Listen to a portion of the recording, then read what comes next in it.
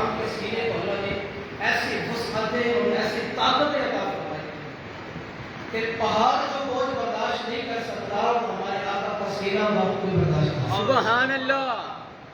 اللہ تبارک و تعالیٰ کے انوار و تجلیات کا مرکز بنا ہمارے آقا والد صلی اللہ تعالیٰ علیہ وسلم کا مبارک سینہ. ایک حدیث بات تو بڑی مشہور ہے، آپ کو سن لو، جس میں اس کا جز اس پر انشاءاللہ شروع کریں گے. نبی پاک صلی اللہ تعالیٰ علیہ وسلم کی ایک حدیث پاک کا جز ہے تو وہ حضرت اسلام نے فرمایا کہ میں تم میں دو چیزیں چھوڑ کے جا رہا ہوں. سبحان اللہ. ایک تو حق اور دوسری اپنی اہل بیت. سبحان اللہ. اور ہمیں ہمارے نبی صلی اللہ تعالیٰ علیہ وسلم نے ارشاد فرمایا کہ تم نے ان دونوں کے قدموں کو پکڑے رکھنا ہے. قرآن کے دامن کو بھی ہم نے نہیں چھوڑنا اور آقا عالم صلی اللہ علیہ وسلم کی آل آپ کی اہل بیت کے قدموں سے بھی ہم نے جڑے رہنا ہے. سبحان اللہ. جس نے یاد رکھیے دنیا کے کسی کونے میں زندگی کے کسی موڑ پر ان میں سے کسی ایک کو بھی وہ چھوڑ دے گا اگرچہ دوسرے پر 100% عامل ہو اس کی نجات نہیں ہو سکتی. یعنی اہل بیت کا کوئی مخالف ہو جائے اور قرآن کو سینے سے لگائے رکھے تو بھی وہ نجات نہیں حاصل کر سکتا. اور قرآن کو پسے کچھ ڈال دے اہل بیت کا نام لے لے کے ساری زندگی جیے پھر بھی وہ کامیاب نہیں ہو سکتا جب تک کہ ان دونوں کو اپنا امام اور پیشوا نہ بنائے. قرآن پر عمل کیا ہے اور اہل بیت کا دامن پکڑے رہنے کا مطلب کیا ہے یہ انشاءاللہ ہم قصہ سنیں گے. حدیث سے بات ہے المعجم الکبیر کی. نبی پاک صلی اللہ علیہ وسلم نے ارشاد فرمایا جس نے میری آل میں سے کسی بھی شخص کے ساتھ نیکی اور احسان کیا. ضروری نہیں ہے کہ آقا کریم علیہ السلام کے دور میں ہی ہو، آپ کے مبارک حیات کی دنیا سے چلے جانے کے بعد بھی دنیا میں جہاں کہیں حضور کی آل کا کوئی فرد رہتا ہو اور کوئی شخص اس کے ساتھ نیکی اور احسان کرے آقا کریم علیہ السلام فرماتے ہیں کہ بروز قیامت میں خود اس کا بدلہ ادا کروں گا. سبحان اللہ. اس کی پیاری شان ہے کہ جسے نبی کریم علیہ السلام بروز قیامت بلا بلا کر فلاں تم بھی آ جاؤ، فلاں تم بھی آ جاؤ، تمہاری یہ جگہ ہے. اللہ پریشان بولا یا رسول اللہ یہ کس چیز کی جگہ ہے؟ تو ارشاد فرمایا کہ وہ یاد کرو دنیا میں تم نے میری اہل بیت کے ساتھ یہ نیکی کی تھی، اس نیکی کا بدلہ آج میں تمہیں ادا کروں گا. سبحان اللہ. اور اس دن کی نیکی کا بدلہ پیسہ، کوئی گاڑی، کوئی بنگلہ اور کوئی بینک بیلنس نہیں ہوگا. اس دن نیکی کا بدلہ صرف وہ جنت الفردوس ہے، وہ جنت ہے جو اللہ تعالیٰ نے مومنوں کے لیے تیار کر کے رکھی ہے اور جسے نبی کریم علیہ السلام خود جنت عطا فرمائیں گے.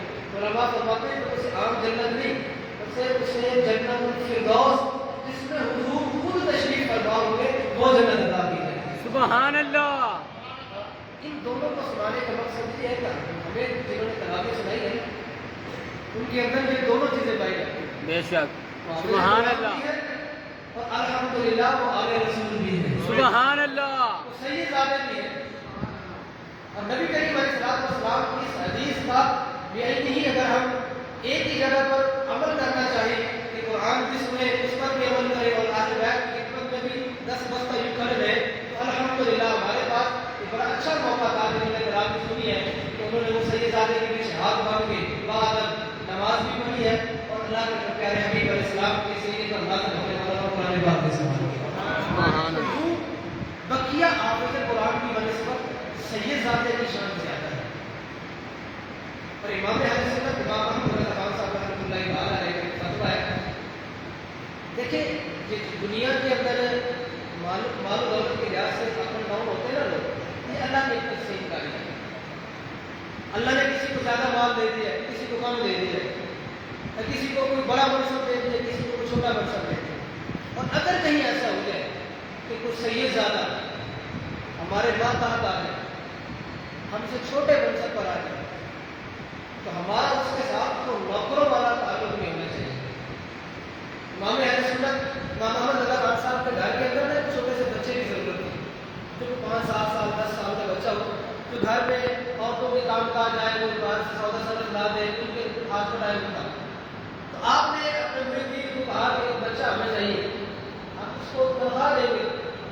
گھر میں رہے، گھر کے کام کاج کرتا ہے عورتوں کے ساتھ، کیونکہ وہ پردے کے لحاظ سے بڑا شخص اندر جا نہیں سکتا۔ ایک سید آتے تھے، وہ بڑے مضبوط تھے اور انہیں حاجت تھی، تو وہ امام اہل سنت کے گھر کے اندر انہوں نے بظاہر طور پر اختیار کیا۔ امام اہل سنت کو بھی معلوم تھا کہ یہ سید آتے ہیں، کچھ دن وہ کام کاج کرتے رہے۔ ایک دن معلوم ہوا کہ یہ تو والے رسول ہے، آپ ساتھ پکڑ کے بیٹھ گئے اور آپ نے فرمایا کہ یہ کیا کیا تم نے؟ اعلان فرمایا کہ جتنی ہم نے ان کو اجرت دینی تھی اس سے زیادہ ہم اس کو بطور تحفہ پیش کیا کریں گے۔ سبحان اللہ۔ آج سے یہ ہمارے نوکر نہیں بلکہ ہم چھوٹے بڑے سارے ان کے نوکر ہوں گے۔ سبحان اللہ۔ سیدزادے سے عرض کی کہ اعلی رسول آپ ہمارے گھر میں رہے، آپ ادھر رہے، آپ کی قدموں کی برکت سے ہمارے گھر میں رحمت کا نزول ہوتا رہے گا، ہم آپ کی خدمت کریں گے اور مہینے بعد جتنا آپ کو دینا چاہیے اس سے زیادہ آپ کی خدمت کیا کریں گے۔ سبحان اللہ۔ ہمارے بزرگان دین کا یہ طریقہ ہے، تو ہمیں یہ طریقہ اختیار کرنا ہے۔ اگر کوئی ماتحت آ جاتا ہے سید زادہ ہمارے، تو وہ اللہ تعالیٰ کی تقسیم کاری ہے مال و دولت کے لحاظ سے۔ ہم نے ان کے ساتھ وہ برتاؤ رکھنا ہے جو نوکر مالک کے ساتھ رکھتا ہے، وہ ہمارے مالک ہیں۔ نبی کریم علیہ السلام نے ہمیں اتنا نوازا ہے کہ ہم ان کے احسانات کے تلے دبے ہوئے ہیں۔ اللہ نے ایمان بھی انہی کے سن کے دیے ہیں اور یہ ایمان محفوظ بھی انہی کے سن کے رہے گا، اور کل قیامت کے دن اللہ جنت بھی انہی کی شفاعت سے عطا فرمائے گا۔ بے شک۔ اور جن کے ناموں کے اتنے احسان ہوں ان کے نواسوں کو نوکر نہیں رکھا جاتا، ان کے نواسوں کا نوکر بنا جاتا ہے۔ سبحان اللہ۔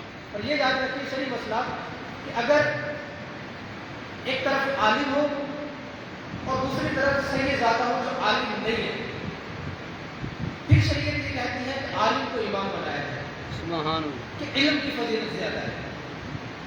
لیکن اگر دونوں طرف عالم ہے اور ایک طرف سید زادہ عالم ہے، یعنی یہاں بھی ایک عالم ہے دوسری طرف ایک سید زادہ عالم ہے، یہ سید زادہ نہیں ہے، تو پھر ہر اعتبار سے اس کے پیچھے نماز پڑھنے کا زیادہ سوال ہے۔ نعرہ تکبیر، نعرہ رسالت، نعرہ تحقیق، شان اہل بیت۔ نبی کریم صلی اللہ تعالیٰ علیہ وسلم نے اہل بیت کی شان کی حضور کے نسب کی وجہ سے آقا کریم علیہ السلام کے ارشاد، میں آپ نے نبی سے بات سنی، حضرت فاروق اعظم رضی اللہ تعالیٰ اتنی بڑی شان ہے، سبحان اللہ۔ نبی اسلام کے سسر ہے، رشتے میں حضرت حفصہ آقا کریم علیہ السلام کی زوجہ ہے اور حضرت فاروق اعظم کی ان کی بیٹی ہے، لیکن فاروق اعظم رضی اللہ تعالیٰ عنہ نے حضرت مولا علی سے نا حضرت مولا علی کی شہزادی کا رشتہ مانگا، سیدہ ام کلثوم، حضرت فاطمہ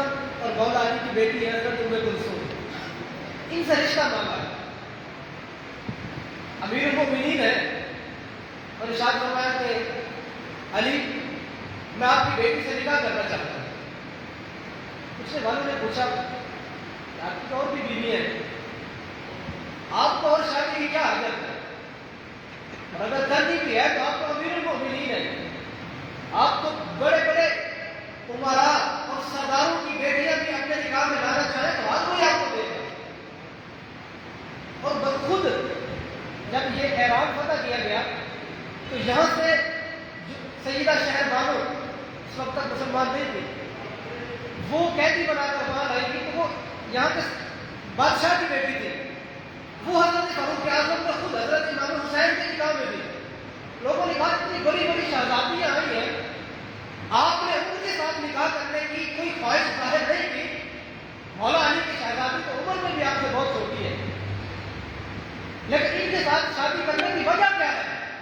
حضرت فاروق اعظم نے ارشاد فرمایا کہ یہاں کوئی نفسانی خواہش نہیں ہے میرے پیش نظر، بلکہ میں نے ایک مرتبہ آقا تو عالم صلی اللہ تعالیٰ علیہ وسلم سے سنا تھا، حضور نے ارشاد فرمایا تھا کہ بروز قیامت ہر رشتہ ہر نسب ختم کر دیا جائے گا، صرف میرا رشتہ اور میرا نسب باقی رہے گا۔ سبحان میں نے اللہ سے دعا کی ہے، مولا جو مجھ سے رشتہ لے اسے بھی جنت عطا فرما، جو مجھے رشتہ دے اسے بھی جنت عطا فرما۔ میں آقا کریم علیہ السلام کی نوازی سے نکاح اس لیے کرتا ہوں کہ کل بروز قیامت مجھے بھی اہل بیت کے ساتھ ہوگا۔ سبحان اللہ۔ مولا علی رضی اللہ تعالیٰ عنہ نے حضرت فاروق اعظم کے ساتھ اپنی بیٹی کا نکاح کیا سید عمر۔ اب اتنا بڑا صاحب مرتبہ شخص یہ خواہش کرے کاش میرا بھی اہل بیت کے ساتھ ایسا رشتہ بن جائے. حالانکہ نبی کریم علیہ السلام کی سوسر ہے، بہت بڑا رشتہ ہے، خلیفہ رسول ہے، امیر المؤمنین ہے، مراد رسول ہے، لیکن خواہش ہے کہ نسبی طور پر حضور اکرم علیہ السلام کی اولاد کے ساتھ رشتہ بن جائے. ہمیں اس کے اندر یہ ترغیب ہے کہ جس کو یہ میسر آئے وہ ان رشتوں کو قائم کرے جہاں تک شریعت اجازت دیتی ہے. اگر نہیں ہے تو کم از کم ان کے ساتھ ہم غلامی کا رشتہ تو قائم کر سکتے ہیں. اپنا سردار انہیں بنائے، بے شک. پیشوا انہیں بنائے، سبحان اللہ. ہاتھ باندھے رہیں. سبحان اللہ. سبحان اللہ. اس دنیا میں ہم سادات کے پیچھے ہاتھ باندھے کھڑے ہوتے ہیں اور یہ سادات سخی کرانے کے افراد ہیں کہ جو کبھی کسی کی لج کو یوں ددگار نہیں ہے، وہ لجبال کرانا ہے. جب یہاں ہم ان کے پیچھے ہاتھ باندھے رہیں گے انشاءاللہ روز قیامت ان کے پیچھے ہاتھ باندھے پیچھے بھی لے جانا. سبحان اللہ. بے شک. بلکہ ہماری تو خوش قسمتی ہے، ہمارے یہاں دو سادات ہیں. سبحان اللہ. تراویح پڑھانے والے بھی سیدزادے تھے اور ہماری نماز جمعہ کی امامت کرنے والے بھی سیدزادے ہیں. سبحان اللہ. سیدزادے بھی عالم دین مفتی اسلام ہے. سبحان اللہ. کئی فضیلتیں جمع ہیں. خوش قسمتی ہے کہ جس شخص کو ایسے اعلی رسول عالم دین مفتی کی صحبت ملتی ہے اور سیدزادے کی الگ صحبت ہے، اس کی الگ شان ہے. سبحان. سیدزادہ جب عالم بن جاتا ہے اس کی ایک الگ شان ہوتی ہے. نبی کریم علیہ السلام نے ارشاد فرمایا کسی عالم دین کے چہرے کی زیارت کرنا ایسا ہی ہے کہ جیسے اس نے کوئی محمد کی زیارت کی. صلی اللہ علیہ وسلم. کسی عالم دین سے مسافر کرنا ایسا ہی ہے جیسا کہ محمد عربی صلی اللہ علیہ وسلم سے مسافر کرنا. یہ قرآن اور اہل بیت ہے، یہ بڑے قریبی دو رشتے ہیں. ان میں سے کسی ایک کو بھی زندگی میں کبھی نہیں چھوڑتا. قرآن کی تلاوت اپنا معمول بنائے اور جب کبھی پھر ایسا ہوتا ہے کہ بس اوقات سیدزادہ ہم سے اعمال میں کم ہوتا ہے. دنیا داری تو چونکہ وجہ فضیلت ہے نہیں، اعمال کی بات کریں جو وجہ فضیلت ہے. اگر کوئی اعمال میں بھی آپ سے کم ہے تو بھی ہمیں ان سے کیا طریقہ اختیار کرنا چاہیے. حضرت سیدنا عبداللہ بن مبارک رضی اللہ عنہ. یہ بہت بڑے بزرگ گزرے ہیں اور یہ تبع تابعین میں آتے ہیں. سبحان اللہ. یعنی نبی کریم علیہ السلام کے مثال کے یہ چند سال بعد کے بزرگ ہیں، پہلی ہجری کے بزرگ ہیں. اب ہوا یہ کیونکہ یہ متقی تھے، پرہیزگار تھے، عالم تھے، صوفی بھی تھے. ان کی ایک ملاقات ہے سیدزادے سے جو زیادہ نیک نہیں تھا. بات ہوتے ہوتے یہ بات ہوئی کہ جناب سیدزادے تو یہ ہیں، عزت تو ان کی زیادہ ہونی چاہیے، لوگ آپ کے ہاتھ چومتے. سیدزادے نے بھی اسی بات کا اظہار کیا. حضرت عبداللہ بن مبارک رضی اللہ تعالیٰ عنہ نے ارشاد فرمایا سیدزادے سے کہا کہ اگر تم باعمل ہوتے نا تو لوگ تمہارے بھی ہاتھ چومتے. سبحان اللہ. لوگ میرے اس لیے ہاتھ چومتے ہیں کہ میں عالم ہوں، کچھ دین پر. اب اگرچہ یہ بات درست تھی، وہ سیدزادے باعمل نہیں تھے، لیکن سیدزادے کا دل دھوکا اس بات سے. تذکرۃ الاولیاء کے اندر یہ روایت موجود ہے کہ رات کو حضرت عبداللہ بن مبارک سوئے تو خواب میں آ کر عالم اسلام تشریف لے. سبحان اللہ. حضور نے ارشاد فرمایا عبداللہ علم تجھے اس لیے تو نہیں دیا گیا کہ میں اہل بیت کا دین دکھاؤں. اللہ. ٹھیک ہے تم عالم ہو، ٹھیک ہے تم باعمل ہو، لیکن اس کا یہ مطلب نہیں ہے کہ میری آنکھ کا تم دل دکھاؤ. سبحان اللہ. حضرت عبداللہ بن مبارک فرماتے ہیں کہ مجھے جاگ آئی جسم پر کب کبھی گاڑی میں دوڑتا ہوا اس سیدزادے کی گھر کی طرف کیا کہ جاؤ اس سے مانگے، معافی مانگو، کہیں حضور ناراض نہ ہو جائے. تو میں جب اس کے گھر کی طرف جا رہا تھا تو وہ سیدزادے بھی مجھے ڈھونڈتے ڈھونڈتے آ رہے ہیں. قبل اس کے کہ وہ کچھ کہتے میں نے ہاتھ جوڑے کہا کہ مجھے معافی دی جائے. میں نے خواب میں آقا کریم اسلام کی زیارت کی ہے اور حضور نے یہ جملے مجھ سے ارشاد فرمائے. وہ سیدزادے کہنے لگے عبداللہ بن مبارک بات تمہاری ٹھیک ہے، لیکن رات میں بھی سویا ہوں، خواب میں میرے نانا جان کی تشریف لائے. سبحان اللہ. اور مجھ سے میرے نانا جان نے ارشاد فرمایا کہ نواسے اگر تم باعمل ہوتے عبداللہ بن مبارک کو میدان میں نہ دو، لہٰذا تمہاری یہ بات میرے حضور تک پہنچی ہے تو میں دوڑتا ہوا اس لیے تمہارے پاس آ رہا تھا کہ کہیں میری وجہ سے تمہارے دل نہ نہ ہو. حضرت عبداللہ بن مبارک کرنے لگے حضور آپ تو ہمارے حضور کی آن ہے، میں اس لیے آپ کے پاس آ رہا تھا کہیں آپ کی نظارے نہ ہو. تو دونوں بزرگوں نے ایک دوسرے سے معافی تلافی کی اور پھر یوں راضی نہ ہوئے ایک دوسرے سے کر دیا. سبحان اللہ. علماء فرماتے ہیں ہمیں یہ طریقہ اختیار کرنا چاہیے. اگر سیدزادہ وہ پیبل بھی ہے نا، ہمیں اس کی یوں الگ اعلان تاکید کرنے کی اجازت نہیں ہے. ہاں، ایک مسلمان کا ایک الگ رشتہ ہے، وہ ہے اصلاح کا. اصلاح کرنا چاہتا ہے تو الگ سے، پیار سے اور یوں آسان انداز میں باادب طریقے سے اصلاح کرے. تو حضور یہ ایسا نہیں ہے، ایسا کر لیں، ایسا نہیں ہے، ایسا کر لیں. یہ ایک الگ طریقہ ہے، وہ بھی اس وقت کہ جب وہ آپ سے چھوٹا ہے، علم کے لحاظ سے، عمر کے لحاظ سے، عمل کے لحاظ سے تب. مگر نہ ہمارے لیے یہی حکم ہے کہ سید زادے کی تعظیم ضروری ہے. اچھا، یہ بھی ایسی بات نہیں ہے کہ جو ہم اپنی طرف سے کہتے ہیں. اب قرآن پاک اٹھائیں، قرآن پاک کے اندر سورہ شورا ہے 25 اس بارے کے اندر. وہ یہ کہ پچھلے انبیاء کرام جتنے بھی گزرے ہیں انہوں نے تبلیغ کی، لوگوں کو تک اسلام پہنچایا. ان کی وجہ سے اللہ نے انہیں ایمان کی دولت دی. اور ہر نبی نے ان لوگوں سے کہہ دیا تھا کہ ہم یہ پیسے کے لیے نہیں کرتے، یہ دین کا کام لوگ پیسے کے لیے نہیں کرتے، دین کا کام لوگ اللہ کی رضا کے لیے کرتے. اور انبیاء نے یہی کہا کہ لا اسألکم علیہ اجرا، اے لوگوں ہم تم سے کوئی اجر نہیں مانگتے، ان اجری الا علی اللہ، ہمارا اجر اللہ کے ذمہ ہے، اللہ بھروسے قیامت دے گا. نبی پاک صلی اللہ علیہ وسلم نے بھی یہ اعلان فرمایا، حضور نے خود ارشاد فرمایا، اللہ کا ارشاد ہے قل لا اسألکم علیہ اجرا الا المودۃ فی القربى. اللہ ارشاد فرماتے ہیں حبیب آپ اپنے امتیوں سے فرما دیجئے کہ اے میرے امتیوں، میں نے جو تمہیں یہ تبلیغ کی ہے، میں نے جو تم تک یہ اللہ کا پیغام پہنچایا ہے، میں نے جو تمہیں ایمان کی دولت سے مالا مال کیا ہے، اس کے عوض میں تم سے کوئی اجر نہیں مانگتا. تو پیسہ، تو مال، تو دولت، بینک، تو گاڑیاں، جاہو جلالت. نبی کریم علیہ السلام کو کافروں نے کہا تھا کہ آپ کو اگر سرداری کی طلب ہے تو آپ ارشاد فرمائیں، ہم آپ کو سردار بناتے ہیں. پیسے کی طلب ہے تو ہم آپ کو دل کو دینار دیتے ہیں، آپ اپنے اس پیغام سے بات آ جائیں. آقا کریم علیہ السلام کو کوئی ارشاد بڑا مشہور ہے. حضور نے فرمایا تھا کہ اگر کہ میرے ایک ہاتھ میں سورج اور دوسرے ہاتھ میں چاند بھی رکھ دیں تب بھی میں اپنے اس پیغام سے باز نہیں آؤں گا. اللہ جو میں اللہ کی تبلیغ کی دعوت کی تبلیغ دے کر رہا ہوں، یہ تبلیغ و دعوت کا کام میں جاری رکھوں گا. مال و دولت کی نبی کریم علیہ السلام کی کوئی عادت نہیں ہے. اور یہاں آقا کریم صلی اللہ علیہ وسلم نے واضح طور پر اعلان فرمایا کہ اللہ ارشاد فرماتا ہے حبیب آپ ان سے ارشاد فرما دیجیے کہ میں تم سے اس تبلیغ پر کوئی اجر نہیں مانگتا، ہاں یہ مانگتا ہوں کہ میری اہل بیت سے محبت کرنا. سبحان اللہ. الا المودۃ فی القربى. اچھا یہاں دیکھیے کہ یہاں محبت لفظ نہیں ہے، یہاں لفظ مودت. مودت اور محبت میں تھوڑا فرق ہے.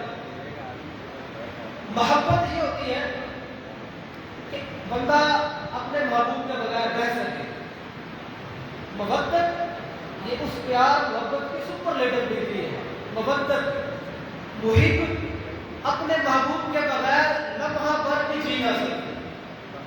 مفسرین نے اس کی مثال دی ہے، کہا ہمیں پانی سے محبت نہیں ہے بلکہ محبت ہے. پانی سے ہم لوگوں کو محبت ہے. اگر ہم پانی کچھ دیر کے لیے نہ پئیں تو زندہ رہ سکتے ہیں، گھنٹوں تک پیاس برداشت بھی کر سکتے ہیں. پانی کی جگہ کوئی اور نوش کر لیں، دودھ نوش کر لیں تو ہم زندہ رہ سکتے ہیں. لیکن مچھلی کو پانی سے محبت نہیں بلکہ مودت ہوتی ہے. بے شک.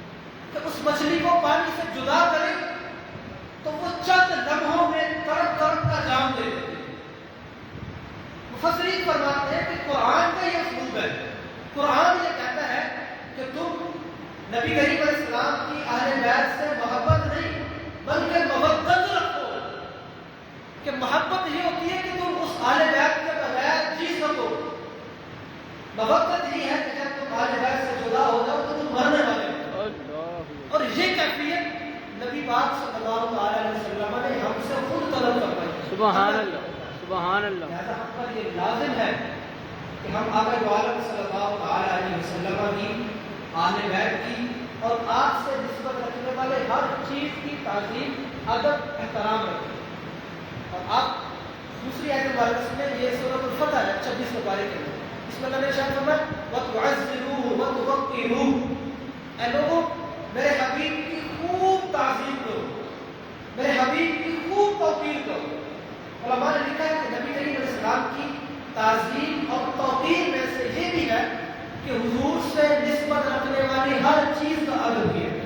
سبحان اللہ. آپ سے نسبت رکھنے والی وہ بے جان چیز ہی کیوں نہ ہو. وہ مدینے کی گلیاں جس میں آقا علیہ السلام کے مبارک قدم لگے، ان گلیوں کا ادب کرنا میرے اوپر لازم ہے. بے شک. اور صحابہ کرام کیسا ادب کرتے تھے، چلو صحابہ سے ہم دیکھتے ہیں. بخاری شریف کی حدیث پاک ہے، کتاب الصلح بخاری کے اندر ایک باب ہے. حضرت عبداللہ بن رواحہ رضی اللہ تعالیٰ عنہ صحابی رسول ہیں. نبی پاک علیہ السلام کے بارگاہ میں ایک خچر پیش کیا گیا جو آپ کی سواری کا کام آتا تھا، دراز گوشت، اور نبی پاک علیہ السلام نے اس کا نام یافور رکھا ہوا. حضور اس پر سوار ہوتے تھے اور کہیں جانا ہوتا وہاں تشریف لے کر. تو مدینے کے باہر میں ایک بستی میں دو قبیلوں میں جھگڑا ہو گیا.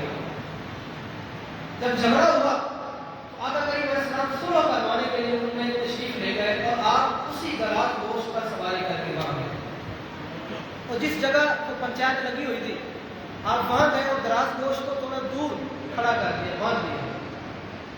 اب اس دراز گوشت کی یہ عادت تھی کہ جب تک آقا علیہ السلام اس دراز گوشت پر سوار رہتے تھے نا، وہ پیشاب نہیں کرتا. سبحان اللہ. کہ کہیں پیشاب کے چھینٹے آقا علیہ السلام کرنا پڑتا. حضور جتنی دیر اس پر سوار رہتے، جتنی دیر حدیث میں ہے کہ پیشاب نہیں کرتا. آقا علیہ السلام سواری چھوڑ کر جب کسی اور کام کے لیے تشریف لے جاتے نا، تب وہ دراز گوشت پیشاب کرتا. اب اسی اپنی عادت کے مطابق آقا کریم علیہ السلام جب وہاں سے اتر کر اس پنچایت میں چلے گئے، پیچھے سے اس نے پیشاب کیا.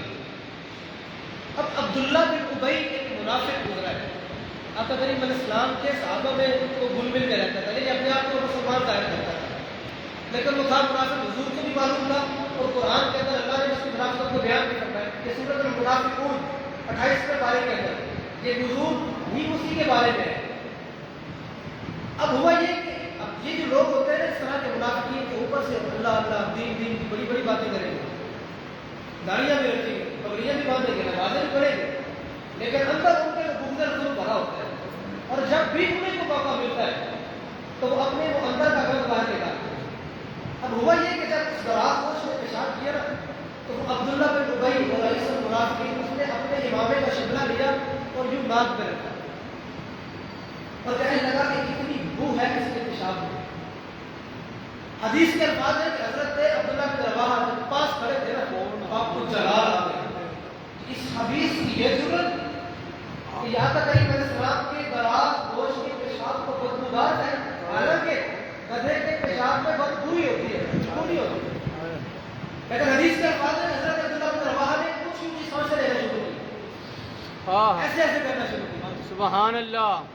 اور فرمانے لگے کیا منافق، تو کہتا ہے کہ اس کے پیشاب میں بو ہے، مجھے بتا کہاں ہے بو. اللہ اللہ. مجھے تو کوئی بو نہیں آ رہی. اور اگر مجھ سے پوچھتا ہے آقا کریم علیہ السلام کے مبارک دراز گوشت کے پیشاب کی حالت، تو پھر سن واللہ لبول ایمان رسول اللہ اطیب ریحا منک.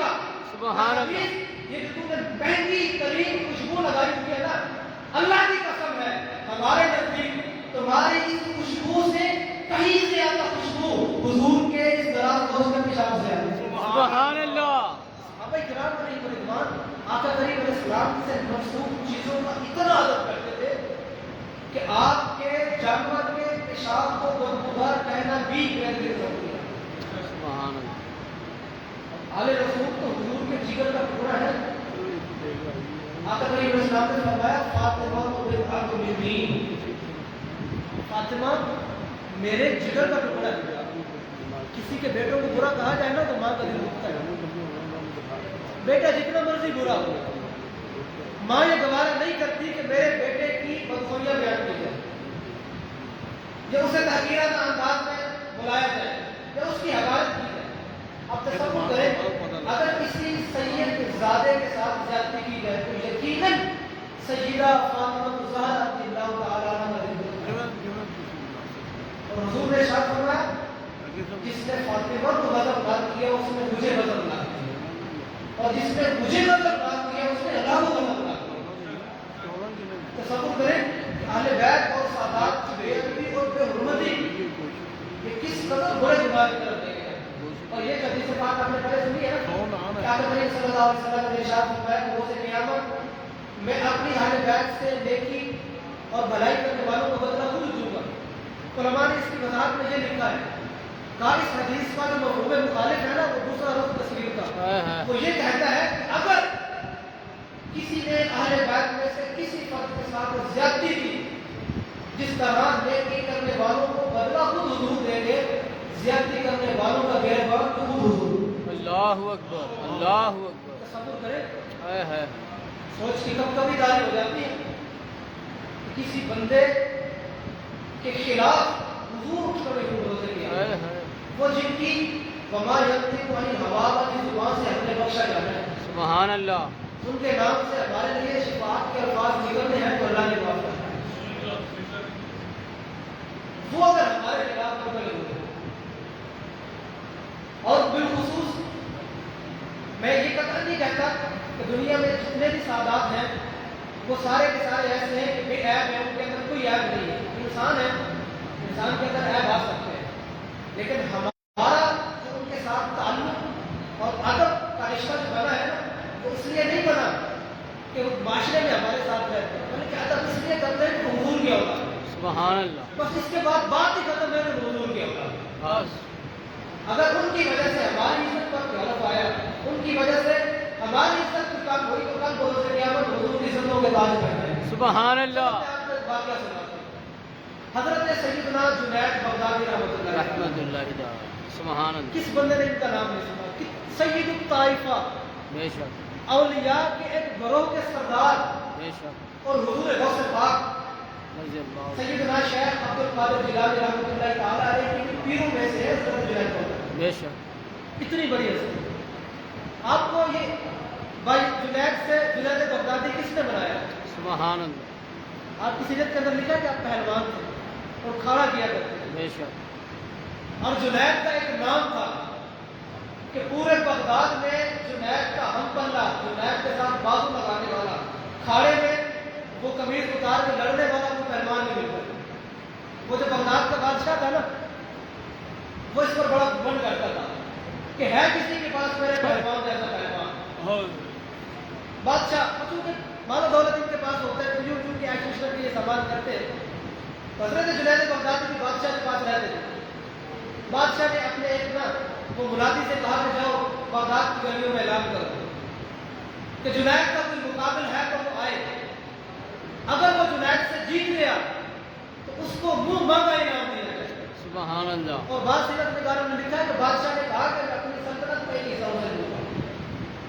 اب گلیوں میں نا وہ دف لیے ہوئے ڈنڈورا پیٹا جا رہا ہے اور کہا جا رہا ہے کہ جنید کا کوئی مقابل ہے، کون ہو جنید کا مقابل؟ وہ پہلوان ایک سید زادہ بڑا غریب تھا، اور وہ رزق کی تلاش میں گھر سے نکلا اور گھر والے کھانے پہ گزارا چاہتے تھے، کھانے پینے میں کچھ نہیں ہے، سارا دن کام ڈھونڈا، کوئی کام نہ ملا۔ شام کو یہ ترکیب ذہن میں آئی کہ چلو یار جنید کا مقابلہ کر کے جیت تو نہیں سکتا، میں ان سے یہ کہتا ہوں کہ میں جنید کا مقابلہ کروں گا، مجھے کچھ ایڈوانس دے دیا سبحان اللہ۔ تاکہ میں کچھ دن تیاری کروں، کھا پی لوں، اور چلو وہ جو کچھ نہ کچھ ایڈوانس ہے وہ گھر والوں کو دے دوں گا، پتہ نہیں کب موت آ جائے۔ یہاں اگر میں ہار بھی گیا تو کون سا انہوں نے مجھے باہر دینا ہے، چلو بچوں کا چند دن کا رزق ہوگا۔ سید زادے نے بڑے کمزور سے ہاتھ کھڑا کیا، کہا میں جنید، دیکھنے والے حیران رہ گئے، آنکھیں بڑی کی بڑی رہ گئی کہ جنید اور مقابلہ کرنے والا یہ دبلا پتلا آدمی بادشاہ کے سامنے لے کے آئے۔ بادشاہ کو سید زادے نے کہا کہ آپ کو یہ تو نہیں ہے نا کہ موٹا تازہ ہو تب بھی وہ لڑے، سبحان جنید کا مقابلہ ہی کرنا ہے نا، اللہ۔ تو میں کہہ رہا ہوں میں مقابلہ کروں گا، لیکن شرط یہ ہے کہ میرا گھر یہاں سے دور ہے، مجھے وقت دیا جائے، میں نے اپنے گھر والوں کو مل کے ان سے بات چیت کر کے واپس آنا ہے، پھر لڑوں گا۔ اب پتہ نہیں جنید کے مقابلے میں میری جان ہی نہ نکل جائے، اور مجھے کچھ ایڈوانس دے دو، دینار دیے تھے۔ بادشاہ نے کہا اگر کسی نے ضرورت کی ہے ہو سکتا ہے کہ طاقتور ہو، تو چند دن کو دینار لے کر نا سید صاحب نے اپنے گھر کی طرف چلے گئے، گھر والوں کو راشن لے کے دیا، کھایا پلایا، پھر تاریخ آئی، اس تاریخ سے پہلے سید زادے نے اپنی بیوی کو بلایا اور کہا کہ ایسا ممکن ہے کہ میں واپس لوٹ کر رہا ہوں، اللہ اکبر، میرے اللہ بچوں کا خیال رکھنا، ہمارے نانا کی شریعت کی حفاظت کرنا، پردے کا خیال رکھنا، وہ جو اس نے نصیحتیں کرنے دی، بیوی کو نصیحتیں کی اور چل گئی۔ اب جس دن وہ کھاڑا لگنا تھا، وہ دنگل کا کھاڑا لگا ہوا ہے، تو سارے حضرت جنید وہ یوں گھوم رہے ہیں اس کھاڑے کے اندر۔ اب جس وقت پہ آنا تھا وہ وقت گزر گیا، تو وہ سید آ دینا۔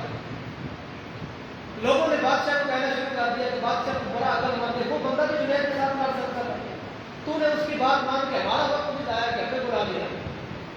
وہ بادشاہ بھی پریشان، بادشاہ نے کہا اس نے وعدہ کیا ہے، وہ شکل و صورت سے وعدہ خلاف نہیں لگتا، بڑا نورانی چہرہ تھا اس کا۔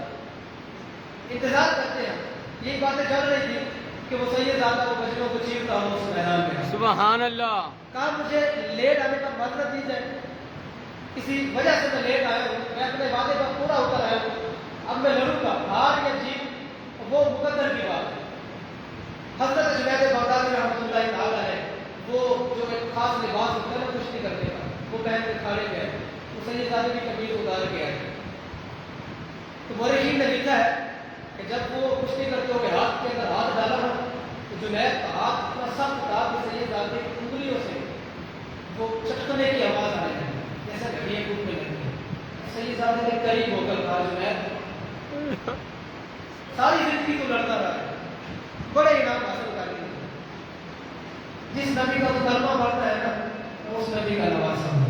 سبحان اللہ۔ تو ہار بھی کیا نا تو تیرا کوئی نقصان نہیں، اگر میں جیت گیا تو مجھے بہت دولت ملے گی، میرے بچے رزق کھائیں گے۔ آج اپنی جیت کو، اپنی عزت کو، میری عزت کو قربان کرتے میں وعدہ کرتا ہوں کل قیامت والے دن نانا جان کے ہاتھوں سے عزت کا تاج پہناؤں گا۔ مولوی نے لکھا ہے کہ یہ بات سنتی تھی کہ حضرت جنید کے جسم پر کب کبھی تاری ہوگی کہ بروز قیامت اور حضور کے ہاتھوں سے عزت کا تاج۔ حضرت جنید نے کہا کہ واسطے یہ سودا بڑے فائدے کا سودا ہے، کہا یہ داؤ لگاؤ اور مجھے یوں پھینکو زمین پر۔ تو سید زادے نے وہ داؤ لگایا، حضرت جنید خود ہی زمین پر گئے اور لوگ بھاگے ہوئے آئے، تو سید زادے کو کاندھے کو اٹھا دیا۔ سبحان اللہ۔ کہا کہ جنید سے جیتنے والا یہ، بلے بلے ہر پاسے واہ واہ ہو گئی، اور لوگ حضرت جنید کو دل دل کرنے لگے۔ بعض مولوی نے جن کر تھوکنے لگے، کہنے لگے تو بڑا پہلوان بنا پھرتا ہے، ایک سادہ سے آدمی سے ہار گیا ہے، اور یہ ہے تیری پہلوانی۔ حضرت جنید یوں سر پہ ہاتھ رکھے بیٹھ گئے، لوگوں کی کاموں کا کیا جواب دیا کہ میں نے تو کسی اور وجہ سے قربانی دی ہے، سبحان اللہ۔ اور تمہیں وہ پتا ہوتا تو تم بھی مجھے یہ باتیں نہ کرتے۔ وہ بادشاہ چلتا ہوا آیا، کہا جنید تمہارا پاؤں پھسل گیا ہوگا، تمہیں ذہن کے اندر وہ داؤ گھوم گیا ہوگا، یہ ہوا ہوگا وہ ہوگا، ایک بات اور دیتا ہوں۔ کہا نہیں، اس کے ساتھ جو وعدہ کرو اس کے ساتھ وہ وعدہ پورا کرو۔ اور جنید اعلان کرتا ہے کہ آج کے بعد جنید کوئی کشتی نہیں کرے گا، پہلوانی ختم۔ لکھنے والے لکھتے ہیں کہ حضرت جنید وہ پورے بغداد کی وہ جو تانے ترش باتیں برداشت کرنے کے بعد گھر آئے نا، دیکھیے اتنا بڑا پہلوان ہوا، قربان کرتے بے عزتی تو ہوتی ہے۔ حضرت جنید کہتے ہیں کہ دل میں یہ خیال آنے لگا کہ پتہ نہیں وہ سید زادہ کہاں بھی ہے، اور میں نے اپنا سب کچھ قربان کر دیا، شہرت و مرتبہ و نام سب کچھ قربان کر دیا، اور ملا بھی کچھ نہیں۔ بس یہی سوچتے سوچتے نا حضرت جنید کو نیند آ گئی۔ سبحان اللہ۔ لکھنے والے لکھتے ہیں کہ بس یہ آنکھ بند ہوئی تو پھر دل کی آنکھ کھلی۔ وہ جن کے نواسے کے لیے قربانیاں دی وہی سید عالم آپ نے تشریف لی ہے۔ سبحان اللہ۔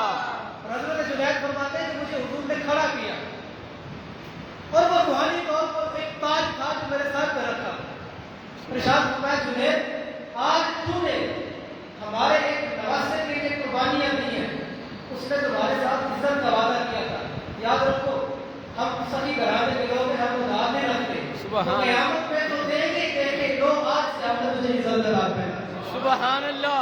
حضرت جنید پوچھے اور پھر وہ دنیا ہی بدل چکی، پھر وہ جنید وہاں سے چلتے چلتے پھر سیدنا جنید بغدادی رحمۃ اللہ تعالیٰ علیہ۔ سبحان اللہ۔ سادات کے لیے قربانیاں دیتے ہیں نا جو لوگ، اللہ اس کو دنیا میں بھی عزت دیتا ہے، آخرت میں بھی عزت دیتا ہے۔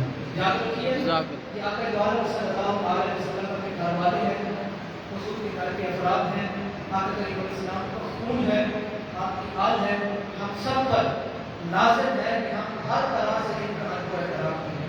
یہاں پہ جو نوازی ہے نا، میں نہیں جانتا، پتہ ہے کہ مجھے چند دن ہوئی یہاں ہے، اپنی جو سالانہ آپ کے ماہانہ آپ کے ایکسپینسز ہیں اس میں کچھ نہ کچھ حصہ سادات کی خدمت میں رکھنا ہے.